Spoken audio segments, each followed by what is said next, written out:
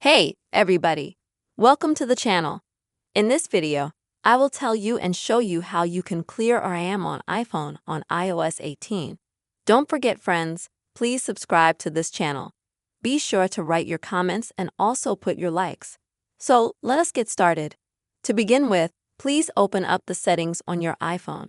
After that, scroll down a little bit, select the General option, and scroll down here. After that, please press the off button and turn off your iPhone. This kind of procedure, it can help you in cleaning up your RAM. If this unfortunately didn't help, then I recommend you to hard reset your iPhone. To do this, you will need to press the sound increase, decrease, and also the shutdown button, press and hold. Now I'll show you how to do it. So, the boost button, the diminish button, and press and hold on the shutdown button, but you don't let it go.